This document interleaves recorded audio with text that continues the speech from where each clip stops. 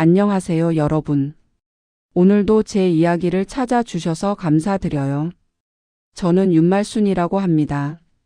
올해로 63이 된 저는 지난 30년 동안 새벽 시장에서 반찬 가게를 운영해 왔습니다. 남편이 일찍 세상을 떠나고 홀로 아들 하나를 키워내며 이 작은 가게 하나로 가족의 생계를 이어왔죠. 제가 만드는 반찬들은 특별한 비법이 있는 건 아니었지만 정성과 시간을 아끼지 않는 손맛 하나만은 동네에서 소문났습니다. 그런데 몇 년 전부터 제 삶에 큰 변화가 생겼습니다. 아들 도윤이가 결혼을 하면서 며느리 서우가 우리 가족이 된 거예요. 서우는 동네에서 홈뷰티숍을 운영하는 젊은 여성이었습니다. 처음엔 참 반가웠어요. 오랫동안 남자들만 있던 우리 집에 여자가 한 명 더 생긴다는 게 얼마나 든든했는지 모릅니다. 하지만 시간이 지나면서 서우와 저 사이에 미묘한 갈등이 생기기 시작했어요. 서우는 제가 운영하는 반찬 가게를 못마땅해 했습니다. 그러던 어느 날 서우가 본격적으로 뷰티숍을 확장하고 싶다고 나섰습니다. 서우가 눈독 들인 건 제 반찬 가게 권리금과 제가 평생 모아둔 살림 통장이었거든요. 어머니 가게 권리금만 빼면 충분해요. 요즘 누가 시장에서 반찬을 사 먹나요? 시대가 바뀌었잖아요. 어머니도 이제 편하게 쉬시고 우리가 제대로 된 사업으로 가족 경제를 책임져 드릴게요. 서우의 말을 들으며 가슴이 무너지는 것 같았습니다. 그 가게는 단순한 장사터가 아니었어요. 남편과 함께 꿈꿨던 공간이었고 아들을 키우며 고생했던 흔적이 고스란히 남아있는 곳이었습니다. 서우야, 그 가게는 내 아버지 제사상이나 마찬가지야. 아직 내가 건강하고 손님들도 찾아주시는데 왜 포기해야 하니? 하지만 서우는 제 마음을 이해하려 하지 않았습니다. 오히려 더욱 강하게 밀어붙였어요. 그리고 얼마 후 충격적인 일이 벌어졌습니다. 시장 상인회에 익명의 민원이 들어온 것이죠. 제 가게의 주방 위생 상태에 문제가 있다는 내용이었습니다. 민원이 접수되자 곧바로 보건소 단속이 나왔어요. 이상한 건 민원 내용이 너무나 구체적이었다는 점이었어요. 마치 제 가게 안을 속속들이 아는 사람이 신고한 것 같았거든요. 설상가상으로 그 즈음 우리 동네에 재개발 소문까지 돌기 시작했습니다. 확실하지 않은 소문이었지만 손님들은 하나둘씩 발걸음을 줄여갔어요. 시장 상인들도 불안해하기 시작했고 분위기는 점점 어두워져만 갔습니다. 결국 저는 가게 문을 일시적으로 닫을 수밖에 없었습니다. 갈 곳이 없어진 저는 어쩔 수 없이 아들 집에 얹혀 살게 되었어요. 30년 동안 제 공간에서 자유롭게 살다가 며느리 눈치를 보며 지내는 생활은 정말 힘들었습니다. 그런데 며칠 후 더욱 충격적인 일이 벌어졌어요. 서우가 제 비밀 레시피 노트를 몰래 들여다보고 있는 걸 발견한 겁니다. 그 노트는 지난 30년 동안 제가 직접 개발하고 개선해온 반찬 레시피들을 정성스럽게 기록해둔 것이었어요. 어머니, 이거 정말 대단하네요. 이런 걸 브랜드화하면 대박일 것 같은데요. 서우는 태연하게 노트를 훑어보며 말했습니다. 그리고 마치 당연한 일인 양 노트의 몇 페이지를 사진으로 찍기 시작했어요. 뭐 하는 거니? 아, 이거 혹시 외부 업체에서 납품 제안이 들어오면 참고하려고요. 요즘 전통 음식이 트렌드잖아요. 어머니 레시피로 제대로 사업하면 우리 가족 모두에게 도움이 될 것 같아서요. 저는 노트를 빼앗으며 단호하게 말했습니다. 안 돼. 이건 내 평생의 기록이야. 아무나 가져갈 수 있는 게 아니야. 하지만 서우는 포기하지 않았어요. 아들 도윤이한테 가서 설득을 시작했습니다. 도윤이는 원래 갈등을 피하려는 성격이라 엄마와 아내 사이에서 어쩔 줄 몰라 했어요. 엄마, 이번만 며칠만 해보면 어때요? 정말 안 되면 그만두고요. 결국 도윤이는 서우의 제안에 서명을 해주고 말았어요. 제 동의 없이 말입니다. 그렇게 제 소중한 레시피들이 마치 공유킥보드처럼 상표로 등록되어 팔려나가기 시작했습니다. 며칠 후 서우는 의기양양하게 말했어요. 어머니, 벌써 3군데 업체에서 연락이 왔어요. 어머니 김치 레시피를 베이스로 한 제품 출시를 검토하겠다고 하네요. 생각보다 반응이 좋은 것 같아요. 저는 우라가 치밀었지만 이미 서명까지 끝난 상황에서 어쩔 수 없었습니다. 하지만 가만히 있을 수는 없었어요. 그때 생각난 게 옆집에 사는 박도화 할매였습니다. 박도화 할매는 올해 69으로 저보다 6살 위였어요. 평소에는 잔소리가 많아 가끔 귀찮기도 했지만 정작 어려운 일이 생기면 누구보다 먼저 도움의 손길을 내밀어 주는 분이었죠. 말순아, 이런 식으로 당하고만 있을 거야? 내 인생이 통째로 도둑맞는 거야, 이거. 도화 할매는 제 사정을 듣고 분개했습니다. 그리고 며칠 후 놀라운 제안을 해왔어요. 말순아, 노포 야시장에서 팝업 이벤트를 한다더라. 거기서 한번 제대로 보여주자. 내 진짜 실력이 뭔지 말이야. 노포 야시장은 요즘 젊은 사람들 사이에서 핫한 장소였어요. 전통과 현대가 조화를 이루며 진짜 맛집들을 찾는 사람들이 많이 찾는 곳이었죠. 도화 할매는 거기서 아는 사람을 통해 팝업 자리를 하나 구해온 것이었습니다. 하지만 도화야, 내가 뭘 할 수 있겠어? 노트도 다 빼앗기고. 바보야, 노트는 빼앗겼어도 내 손에 있는 건 어쩔 거야? 내 머릿속에 있는 건 누가 훔쳐갈 수 있어? 도화 할매의 말이 맞았습니다. 노트에 기록된 건 빼앗길 수 있어도 30년 동안 쌓아온 제 경험과 손끝의 감각은 누구도 가져갈 수 없는 것이었어요. 저희는 몰래 준비를 시작했습니다. 노트에 없던 새로운 레시피들을 떠올리고 옛날부터 전해 내려온 할머니의 비법들을 되살려냈어요.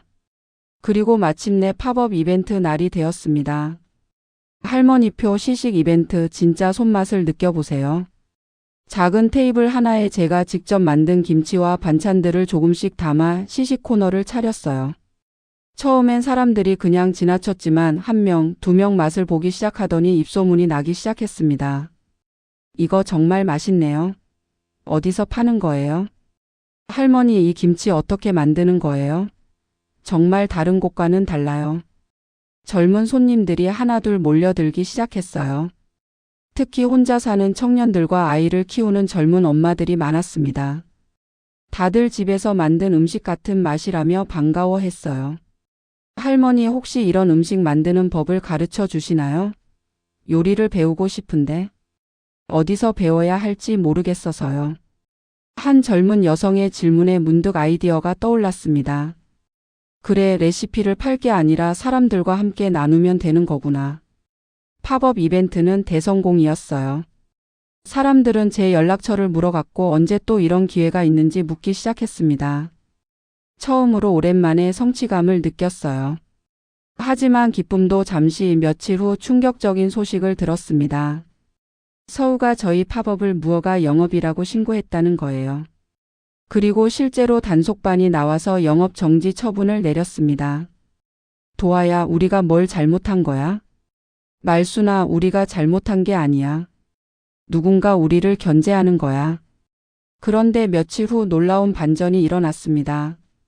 시장 상인회장님이 저를 찾아온 거예요. 말순이 어머니, 큰일 났어요. CCTV 확인해 보니까 처음에 어머니 가게 민원 넣은 사람이 따로 있더라고요. 상인회에서는 그동안의 민원들이 너무 의도적이고 구체적이라는 점을 의심하고 있었다고 했어요. 그래서 시장 곳곳에 설치된 CCTV를 다시 확인해 봤는데 서우가 여러 번 제 가게 주변을 서성이며 사진을 찍고 심지어 쓰레기통을 뒤지는 모습까지 찍혀 있었다고 했습니다. 그리고 어머니 레시피 유출건도 문제가 될 것 같아요. 어머니 동의 없이 상업적으로 이용한 건 명백한 권리 침해거든요. 상황이 급반전되었습니다. 상인회에서는 서울을 블랙리스트에 올렸고 시장 내에서는 더 이상 장사를 할 수 없게 되었어요. 그리고 도윤이도 직장에서 문제가 되었습니다. 함부로 서명을 남발한 것에 대한 책임 문제로 징계 위기에 처한 거였어요. 결국 집안이 발칵 뒤집어졌습니다. 서우와 도윤이는 연일 큰 소리로 싸웠고 서우는 결국 뷰티숍 확장 계획을 모두 포기해야 했어요. 인플루언서와의 제휴 계약도 줄줄이 파기되었고 오히려 위약금까지 물어야 하는 상황이 되었습니다. 그 모든 과정을 지켜보며 저는 많은 생각을 했어요. 서우가 잘못한 건 맞지만 그 뒤에 숨어있는 더 근본적인 문제가 있다는 걸 깨달았거든요. 서로를 이해하려 하지 않고 자신의 이익만 생각했던 우리 모두의 문제였어요. 그래서 저는 결단을 내렸습니다. 레시피 노트를 통째로 공개하자는 서우의 제안을 완전히 거절한 대신 새로운 방향을 제시했어요. 서우야, 그리고 도윤아. 내가 결정한 게 있어. 저는 두 사람을 불러 앉히고 말했습니다. 노트는 나의 삶이야. 삶은 팔지 않는다. 대신 사람들과 함께 나누겠어. 제가 계획한 건 동네 엄마 밥상 수업이었어요. 일주일에 3번 소에게 수강료를 받고 사람들에게 요리를 가르치는 거였습니다. 단순히 레시피를 알려주는 게 아니라 음식을 통해 서로 소통하고 위로받을 수 있는 공간을 만들고 싶었어요. 어머니 정말 그렇게 하실 거예요? 서우는 반신반의하는 표정이었어요. 하지만 저는 이미 마음을 정했습니다. 도와 할매와 함께 작은 공간을 하나 얻어서 수업을 시작했어요. 처음엔 팝업 때 만났던 분들 몇 명이 와주셨어요. 혼자 사는 청년들, 아이를 키우며 바쁜 일상에 지친 젊은 엄마들, 그리고 남편을 떠나보내고 혼자가 된 동년배 여성들까지. 다양한 사연을 가진 사람들이 모였습니다. 오늘은 김치찌개를 만들어 볼 거예요. 하지만 그냥 만드는 게 아니라 각자의 입맛에 맞게 조절하는 법을 알려드릴게요. 수업은 단순히 요리법을 가르치는 시간이 아니었어요. 음식을 만들면서 서로의 이야기를 나누고 때로는 눈물을 흘리기도 하고 때로는 함께 웃기도 하는 시간이었습니다. 할머니, 저는 요리를 할 줄 몰라서 항상 배달 음식만 시켜 먹었는데 이렇게 직접 만들어 먹으니까 정말 다르네요. 맞아요. 집에서 이런 냄새가 난다는 게 이렇게 좋은 줄 몰랐어요. 사람들의 반응을 보며 저는 제가 옳은 선택을 했다는 확신이 들었어요. 수업을 듣는 사람들끼리도 자연스럽게 친해졌고 수업이 끝난 후에도 서로 안부를 묻고 도움을 주고받는 관계로 발전했습니다. 그 모습을 본 서우도 조금씩 마음이 변하기 시작했어요. 처음엔 그런 식으로 해서 돈이 되겠느냐며 회의적이었지만 점점 늘어나는 수강생들과 입소문을 보며 생각을 바꾸기 시작한 거죠. 어머니, 혹시 제가 도와드릴 일이 있을까요? 어느 날 서우가 조심스럽게 물어봤어요. 수업 예약이나 관리 같은 걸 시스템으로 만들어 드릴 수 있을 것 같아서요. 그리고 포장 디자인 같은 것도 제가 할 수 있는 부분이 있을 것 같고요. 서우의 제안은 의외였지만 진심이 느껴졌어요. 그동안 뷰티숍 운영하면서 쌓은 브랜딩 경험과 디자인 감각을 활용하겠다는 거였죠. 하지만 조건이 있어. 저는 종이에 딱 한 줄을 적어서 서우에게 보여줬습니다. 사람 먼저, 돈은 그 다음. 서우는 그 종이를 받아들고 한참을 바라보더니 고개를 끄덕였어요. 네, 어머니. 알겠습니다. 그렇게 우리는 새로운 출발을 하게 되었습니다. 서우는 수업 예약 플랫폼을 만들고 수강생들이 집에 가져갈 수 있는 반찬 포장재 디자인을 맡았어요. 그리고 수익은 모두 투명하게 공개해서 관리하기로 했습니다. 도윤이도 자신의 실수를 만회하기 위해 열심히 노력했어요. 주말마다 시장에서 배달 봉사를 하고 수업 때 사용하는 재료 구매와 회계 정리를 맡아서 해주었습니다. 엄마, 제가 그동안 너무 무책임했어요. 이제 제대로 도와드릴게요. 아들의 말을 들으며 가슴이 뭉클했어요. 갈등과 시행착오가 있었지만 결국 우리 가족이 함께 성장할 수 있는 기회가 된 것 같았습니다. 수업은 점점 인기를 끌었고 입소문을 타며 대기자가 생길 정도가 되었어요.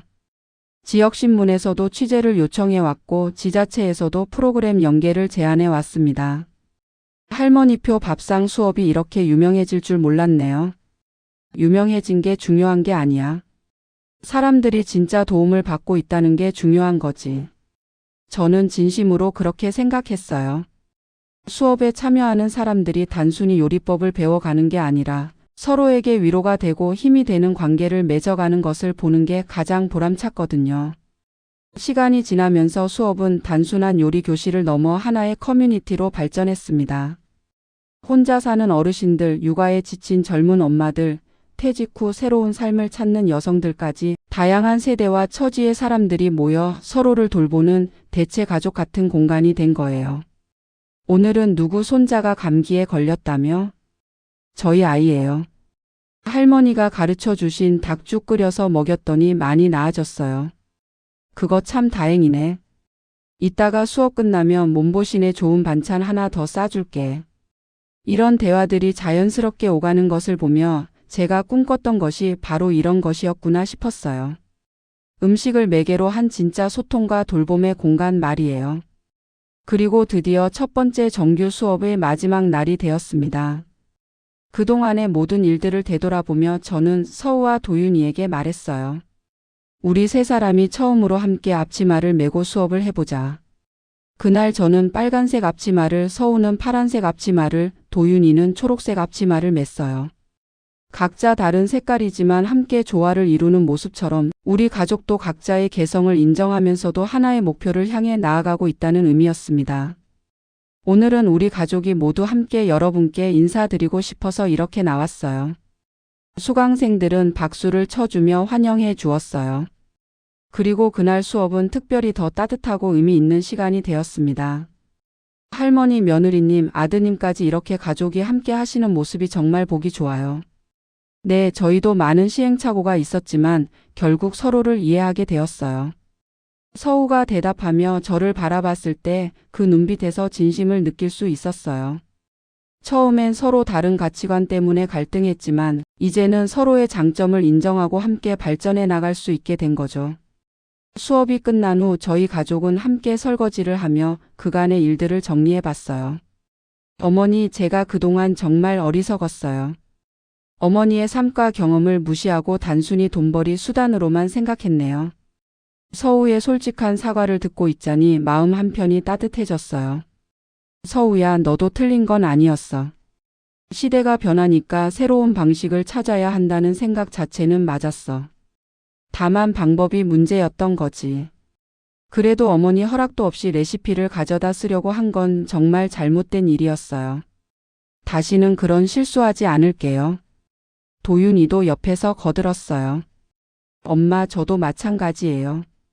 그냥 갈등을 피하려고만 했지 정작 중요한 결정을 할 때는 책임감이 없었어요. 앞으로는 제대로 된 판단으로 가족을 지킬게요. 세 사람이 이렇게 진솔하게 대화를 나눈 건 정말 오랜만이었어요. 그동안 각자 바쁘다는 핑계로 혹은 서로 다르다는 이유로 피해왔던 소통을 이제야 제대로 하게 된 것 같았습니다. 몇 주 후 놀라운 일이 생겼어요.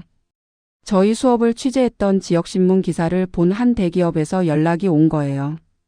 전통 음식 문화 보존과 세대 간 소통을 주제로 한 사회공헌 프로그램에 협력하고 싶다는 제안이었습니다. 규모를 더 크게 확장해서 전국적으로 진행해 보는 건 어떠세요? 저희는 다른 지역에서 비슷한 프로그램을 시작하려는 분들에게 노하우를 전수해 드리기로 했어요.